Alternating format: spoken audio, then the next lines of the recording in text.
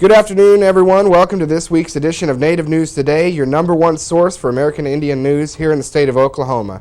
Glad to be with you, as always, your host, Jason Salzman, and we have so much to talk about this week. We've been very busy, and just a few of the stories I'll mention for you. We got senior night going on at Tahlequah Sequoia High School. We also visited with the Chief of Light Horse Police, Mr. Jack Shackelford, talking about the construction going on here at the Creek Nation Complex. Also visited with Creek artist Dan Townsend, trying to get some interest drummed up for a class at the College of the Muskogee Nation. We did a couple of stories on Creek Nation emergency management we want to tell you about, as well as some other things too. A lot of things going on this week. Very proud of this show, and very glad to bring you all this information, all this news, and everybody sit back, relax, and enjoy Native News Today. We'll be right back. My name is Patrick Moore. I'm the district judge for the Muskogee Creek Nation. I want to invite everyone to the 6th annual Doing Business in Indian Country continuing legal education course offered at the historic Mound Building at the Tribal Complex in Okmulgee. We will have people from the entertainment industry, professors who will lecture on the prognosis for the future, and the National Indian Gaming Commissioner, Mr. Philip Hogan, will be here. The Oklahoma Bar Association has accredited this course for 13 hours of continuing legal education. We also offer 1 hour of ethics, which is a requirement of the Oklahoma Bar Association. If you have questions about this continuing legal education conference, contact the District Court, Muskogee Creek Nation, area code 918-758-1400. It's my honor and pleasure to have Nelson Harjo, a Creek flutist, play at the CLE this year, Doing Business in Indian Country, Muskogee Creek Nation. All right, I've cornered the Chief of the Light Horse Police, Mr. Jack Shackelford, here, and he will be telling us about this nice building behind us and about the ongoing construction with it. And Jack, basically, you guys getting a new place to sit and have an office, and really, I know you're excited about it. Oh yes, definitely. This office has taken about 2 years we were finally starting to see the end result of 2 years of work through my office and cooperation of the National Council and the Engineers Office. But we're looking at a 6,000 square foot office as opposed to about 2,000 square foot what we've got right now in our existing location. We're going to have a safe room in it for communications when inclement weather strikes, and communications will be able to go into the safe room, and we won't have to worry about losing any type of communication due to bad weather. Excuse me. And it's going to have a gymnasium in it, a workout room for the officers, plus it's going to have a 30-man capacity classroom too, which is going to be real beneficial to us. We can do all of our in-house training at the department now instead of trying to find us a location somewhere else on the complex or going to OSU Okmulgee or the Votech Center, and that's where we've been having to do up until now. But this is going to be a big boon for Light Horse and a big boon for the nation. Yeah, it's a really great place, and I love to see all the construction going on, but it's good for you guys because, like you said, being a Light Horse Police, you got enough to worry about anyway. Now, with the bigger place, you don't have to worry about the restrictions that come with having a smaller area, and I know you guys are psyched about it. And two, I'm kind of psyched about the gymnasium area because it's giving me a chance to come over there and show you guys how to push up the weights. Well, we'll welcome you to come and work out with us. No, but seriously, on a serious note, I know you guys are glad about it because, like you said, it is bigger and everything like that. But tell us about some of the office space and things like that. I mean, you'll have more offices in there and everything like that, won't you? Yes, indeed. The investigators will have their own office, and right now will be 3 investigators, 2 criminal investigators and narcotics officer. Canine officers will have their own office space, and they never have had any before. The officers' room is going to be a lot larger, and of course everything's going to be modern with IT connections for computers, and dispatch in itself will probably be about 3 times larger than our existing dispatch center, and that in itself is going to be a big help for them because right now they're kind of just cramped into a space about the size of a closet. So with 2 full-time dispatchers most of the time is what we usually run, it's going to be good for them. Like I said, the training room and the gymnasium. Game Ranger's going to have his own office. Deputy Chief Operations will have an interview room in the new building, whereas in the old building, if we had to interview somebody, we had to run people out of our offices just to have an interview. So it's all going to be under camera. The interview rooms are going to have cameras in them so we can play back the tapes and record everything that is said in the interview. That's a liability issue and for our benefit too. But the records manager is going to have a secure records place to keep our records, which right now we don't. Property control technician, the whole one end of the garage area is all going to be set aside just for property control. It'll all be in caged in area, and we'll be able to lock it up. So, it's going to give us a lot of room. Absolutely. And Jack, when's this going to get completed tentatively right now? I mean, I know they're moving on it, and you can see the construction process, but when are you guys looking to be in there? Well, right now they're talking in March, and I'm shooting for 1st of April. Hopefully we'll have it completed. I think they're probably about 80% complete now. They haven't gone in and done any drywall inside. I know they've got probably 90% of the outside done, and they still got all the drywall and all the fixtures to put inside and the floors. And hopefully by April, and they're rocking right along. And luckily, we haven't had a whole lot of inclement weather this winter, and that's hadn't slowed them down very much. But again, if we get in there by April, I'm gonna be happy. Very good. Well, we appreciate you being with us today, taking time out of your busy schedule to stop by. And I'm not going to hold you anymore. I'm not going to hold you up anymore. You go chase some bad guys. Okay. Thanks a lot, guys. We are inside the place where they play on the campus of Tahlequah Sequoia High School in Tahlequah, Oklahoma, as we are here on senior night, a very special night for these young ladies and young men, as they will say goodbye to this place one last time as seniors, and they'll graduate in May, but tonight and one night only, they're going to get to play one more time in this fantastic arena built by the Cherokee Nation. We'll talk to some people that know these kids and know the contributions they've made on this very, very special evening.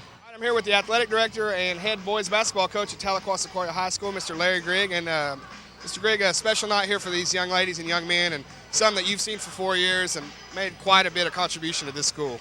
Yeah, they've elevated the program, mostly our girls, farther than it's ever been. I mean, they've got a chance to win a record 4 state championships in a row, which that's a pretty good accomplishment. But they're good kids, too. They're just good kids in the community, academically. And the boys are, I mean, we have really had a pretty good, some of these kids have played on state tournament teams the last 3 years. We've had 2 state runner-ups in that time. And they've really took the program a little farther up and kept it at the level it's at. So really good group of seniors. Yeah, a lot of success here, and that's really, like you said, it's carried on with both classes of seniors, boys and girls. Now, it makes it a little bit easier coming to work every day when you get to work with such good kids. You talked about how great they are at basketball, but you also said they're wonderful kids. I mean, that's got to count for something, and in today's time, it's probably easy to come to work and work with individuals like this. Well, not just these kids. We were talking, our whole student body are good kids. I really like, all of them, they're friendly. Me and a couple other coaches and our cheerleading coach, we run the concession every day. We see almost all of them. They're friendly, they're outgoing. So it's just not our athletes, it's our whole student body that really makes our school great. Absolutely, and they call this the school of choice, and a lot of that's faculty, staff, and these kids working together. Coach, congratulations on special night. You guys have a great rest of the season. Okay, thank you. Corner my man Mike Soap here, shooting guard for the Tahlequah Indians, and a good shooting guard at that. Probably gonna light up some threes here tonight later against Jinx. Yeah, probably. Feeling good, man. Last night in the Sequoia Gym and the game, and you got to be proud of what you've done here in the last 4 years. Yeah, I'm really proud of what I've been doing here. So, talk about the success you guys have had. It's really a lot of fun playing here. What's the main thing that you think about when you think about this place? Probably like every year we go to state, and it's like a state tradition thing. And everybody's looking forward for us to go back to state every year. So, well, congratulations, man. You've had a great career, and let's get out here before these girls run over. All right, thank you, man. We're here on a special night with Faith Lewis. This is the mother of Angel Goodrich, star basketball player for the Sequoia Lady Indians. And Faith, this has got to be a special night for you because for 4 years, Angel and these girls that are graduating this May, and this is their last night here, they've done a lot of great things. Yes, they have. Tonight is special, but it's also very sad. What kind of mixture of emotions? Yeah, mixture of emotions because we're realizing now that this is going to be the end of the Great Fab Four. That's what they call them. So it's just kind of sad. Absolutely. Well, they've been so fun to watch over the last 4 years. But one of the great things about it is that with everything like this, there's always a new beginning. And for Angel specifically, onto bigger things. And really at KU, it's going to be a lot of fun playing basketball up at Kansas. Yes, it is, because I think she's ready for that challenge now, and I think she's ready for a new beginning. So I was thinking the other day, I was like, man, there's not really much else she can do at the high school level. She's ready to move on, and all these girls, I think about Bree and I think about Lauren and all of them. I can't mention all of them, but they've all just done such a wonderful job. And you've been around them all. You're like the team mom, and you've been around them all. And one of the things is, these girls and how they are, and they're just so close. It's really probably been fun to be around them so much. it has been, watching them grow up from the little small girls playing ball to young ladies now, and I hope they go out and achieve what they have achieved so far, more, in their adult life. Absolutely, and I know you've done a wonderful job with them and being there for them and everything, and made them who they are. Kept them so close, and it's probably the reason it's equated to success on the basketball court. So you just keep on keeping on. I always love coming out and hanging out with you, even though it's hard to get you on TV sometimes. I know. But we'll see you at state tournament. Yes, hope so. All right, absolutely. In the past year here at the Muskogee Creek Nation, we've seen just how much damage that disasters can bring when they're unexpected, such as floods, ice storms, etc. And with that in mind, the Muskogee Creek Nation Office of Emergency Management set up a meeting with the Seventh-day Adventist group who helps out with these disaster relief efforts in the communities. And those guys were kind enough to come in and give us a word and let us in on their program and how it would help the tribes and the Muskogee Creek Nation specifically on this day. My name is Bob Parrish, and I'm with the Adventist Community Service Disaster Responses. And this is a program that is bringing together a number of tribes, primarily right now, right here in Oklahoma, to get disaster training that is offered specifically through the Seventh-day Adventist Church. Today, what's being presented is a program called Train the Trainer. And in this program, 2 of the classes will be taught right here at the Muskogee Creek Nation Housing Authority building. And then those that take this training will actually come back for the full certification program in April 21 to 25, and where there will be even more people here. And then those people that take this training will team teach some of these classes that they've had today and tomorrow, and then become certified trainers of trainers. Some of the classes that are going to be taught is once again in an introduction to disaster preparedness class, and then another class called Donations Operations, how to operate a warehouse, how to manage all the thousands of goods that come in, how to manage volunteers. There will be a leadership class, a warehouse management program, and then finally forklift safety certification program so that people can learn how to operate a forklift safely. There is all different kinds of training that can be offered, and when there is a disaster, our organization has a defined role to play, and that's the role that we'll be presenting here. For example, there is just a basic class in Introduction to Disasters, how to be prepared. And then one of the big things that happens in a disaster is goods start coming in, clothes and food and water and all different kinds of things. So our agency has been assigned by FEMA the role of managing in a warehouse capacity all those donated goods. And so then there's volunteers along with that. So we have a class, when volunteers come in to help, we will train these people in how to manage volunteers in a good way. We had a special opportunity this week to visit with a man that has worked in Indian Affairs for the Department of the Interior for well over, I guess for about 20 years, even north of that. So a lot of experience at that level working in Indian Affairs. Mr. George Skabeen.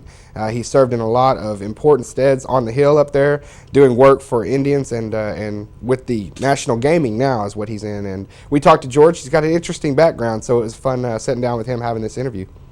All right, we are very honored to have a guest with us today, Mr. George Skabeen, who has for many, many years been involved with Indian affairs on the federal level, the big time up at the Hill, and done a lot of great work in that stead. And George, just for our audience out there, tell us a little bit about your background and how you got to where you are now today and all the work that you've done with Indian affairs. Oh, okay, all right. Well, I'm Osage Indian, but I was born in near Paris, France, where I grew up. And so this is what you're hearing is not an Osage accent, but it's some sort of other accent. And we moved to the United States when my parents moved back here, and that's where I went to school. And eventually I went to law school, and then I went to work for the Department of the Interior in the Bureau of Indian Affairs. And eventually I served with the Solicitor's Office and then with as the Director of the Office of Indian Gaming, which is where I am today and where I've been for the past roughly 13 years. What was it, George, that really first got you started to where you said, this is something that I want to do. I want to work for the Indian Affairs Department and really see what you could do in that stead to help out with the things going on with Native Americans at the federal government-to-government level? All right. Well, when I was in first year of law school, I got a call from this Osage guy who was the chief of the Rights Protection Office. His name was George Crossland at the time. And he called me and he said, "George?" I said, "Yes." He said, "You Osage?" And I said, "Yes." He says, "Well, this is George Crossland. I was looking through the Indian students in law schools, and I want to recruit Indian students, so I thought I'd give you a call and see if you'd be interested in coming to do an internship." So that's how it all started. And I went there in the summer of '76, and I came back the following year. You've obviously been there quite a while now, and have been in the fire, so to speak, and really saw how the whole process goes down. How do you see that it's been from then to now? I mean, some of the changes, good or bad. I mean, just how do you think the state of it is now from where it was when you first started? Well, I think ultimately one of the most positive things has been the growth of self-determination and self-governance by tribes. When I started back in '77, the Indian Self-Determination Act had already been passed, but it was really in the process of being implemented. And now it has gotten to a point where I think it has fortified tribes in being self-governing and essentially giving them broader political power so that they can support their people and their future. Whereas back in the '60s, I think it was more or less slowly emerging from termination. And I think that where we are today now, I think tribes are in much better position today than they were 30 years ago. And that's, you pointed out, because of self-governance, and they're becoming more and more able to self-govern and sort of get away from the federal, I don't want to say control, but sort of, having the federal hand in anything. So in your opinion, I guess I would ask you, is the self-governance of the tribes and the way they've gotten better at that over the years, is that sort of, could it make a push to sort of maybe make the BIA a void thing? Well, that's the whole point of self-determination. But I think what this has enabled the tribes is to diversify their economy so that essentially they become much more self-sufficient. Now, of course, Indian gaming has been a big part of that for some tribes. But even there are, I think, tribes are looking at investment outside of gaming so that they become independent entities. That's for sure. The Bureau the BIA, of course, is contracting things out in terms of the dependence in terms of federal dollars. I think that many tribes think that there is an obligation, and some tribes think they have treaty rights to the payments. So it's a way of how you're looking at things. Absolutely. On the federal side, there are people who think that this is just discretionary generosity on the behalf of the government. So if it could go away, that the best of it. But I don't think that Indian people see it like that. Absolutely. I would say not so either, but I would also ask you there. You know, you talked about the Indian gaming and how it is right now, really driving self-governance and more. But and you talked about the diversifying of the economies in these tribes. Do you think they're doing a good job with that? I mean, from what you see off the top. I mean, I know that you're concentrated on gaming. Some are, some not so much. And I think it's. And for that, I think one of the problems is the pressure to do per capita payments. And personally, I'm not sure I'm all in favor of that, because for small tribes that are very small, like some in California, I think per capita payments make sense because they're not really tribes that need infrastructure when you're talking 24 people or so. For larger tribes, of course, they don't make per capita payments, like largest ones here in Oklahoma, for instance, because that would not make any sense. But I know many tribes outside of Oklahoma where they have thousands of members, and they do make per cap that are fairly high. And as a result, I think it prevents them from investing the proceeds of gaming. And the idea would be to invest all of it and then make per capita out of interest, so that you never touch the principal.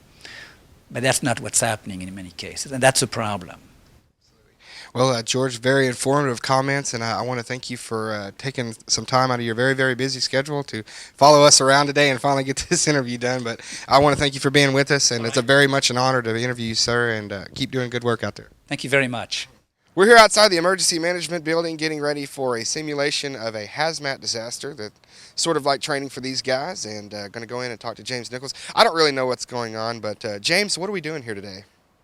We're here today. We're in preparation of a full-scale hazardous material exercise.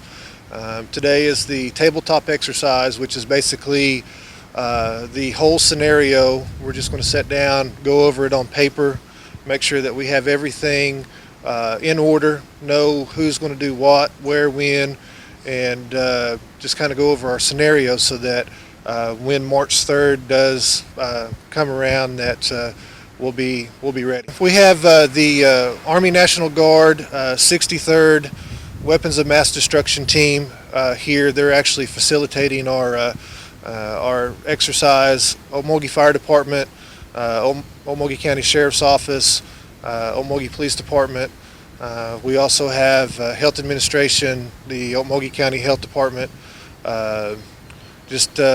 Morris Police Department is also going to be involved, along with Henrietta Fire Department. We're doing a actual countywide exercise, so we're trying to get everybody involved so that one day, if we do actually have a hazardous material disaster, that we'll be ready for it. This is going to bring the county emergency services crews together to know that we can work with each other, that we know what structures that we need to have in place so that when a disaster does strike, that we're ready for it. We're here at the College of the Muskogee Nation headquarters, where in just a few moments the Board of Regents will meet to discuss the inclusion of classes that teach and preserve the cultural arts in the current curriculum. Let's take a look inside. My name's Dan Townsend, and I come from South Florida. I grew up in the Everglades and the Florida Keys. I'm affiliated with the Florida Tribe of Eastern Creek. And what I do is carve shells. I've been carving shells for 30 years now, full time. And I first started by carving for some elders back home, and the elders suggested that I start doing powwows and art shows, and it's just turned out to be a full-time job. But over the years, we've done pieces for different communities and special events for diplomats from all over the world. But when I was talking to Judge Moore, what I would like to do is come here and give a class in shell carving. And this will be pretty much the ground floor from what I really want to do is a museum exhibit with the new museum is my plans for the very near future. And with the shell class, we can teach, we'll first start off with the traditional art. And the last of the series will be the fine arts, but we will start off with the lightning welt conch shell. That's the traditional shell. That shell was used more than any other. For ornaments, utensils, tools, everything was made from this conch shell, and it only comes from the Gulf of Mexico. And that's what we'll have in class. And on the budget, I had put down the other shells and would just scratch all that and just concentrate on the lightning welt for right now. That's the most important shell there is. And it might take at least, I would say for starts, 500 of the lightning welt. In symbolism of the Muskogee Pre-Columbian, would you say that direction, which is counterclockwise, and also that's also integrated into the ceremonial grounds, the way the dance is done, you know? I drove to Guatemala 30 years ago. I wouldn't advise anybody to drive to Guatemala. But me and my brother drove down there, and we were just going to compare the southeastern iconography with the iconography in Mesoamerica and Mexico. And we went to the Teotihuacan out of Mexico City, and the Temple of the Dead is as these images of winged serpents with the head of jaguars. It's the same iconography. There's no...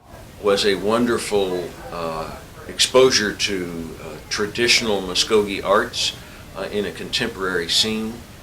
Dan Townsend and his wife Vicki do wonderful, remarkable things. They have a lot of experience in teaching this, in helping a new generation develop these skills, materials, using natural materials, ancient designs. I could not be more enthusiastic about it. It's just absolutely jaw-dropping. It's just a wonderful opportunity. I can foresee Creek grandmothers, Seminole uncles, youth, young adults producing ancient type designs and new contemporary real Muskogee art. College of Muskogee Nation has a mission to serve the Muskogee people and others in this region, in the wider sense, statewide, throughout the world, if they're interested in Muskogee topics and materials. And in the wider cultural sense, that's not just learning how to do mathematics and write an essay in English like any college. We are about Muskogee things, and this kind of curricular offering is just perfect to round out Muskogee knowledge, traditional knowledge, and to transfer that into a contemporary community. Well, that's going to wrap it up for this week. We hope everyone enjoyed all of our stories, 260 of them. Now, we had a very busy week, and hopefully next week you'll tune in. We got some other stuff coming up. Next week we're going to have another full program, and we hope that you join us right here, 1:30 p.m. on Saturday, Tulsa CW 1219. Always glad to have you, and we'll be back next week with more Native News Today. You guys make it a great week.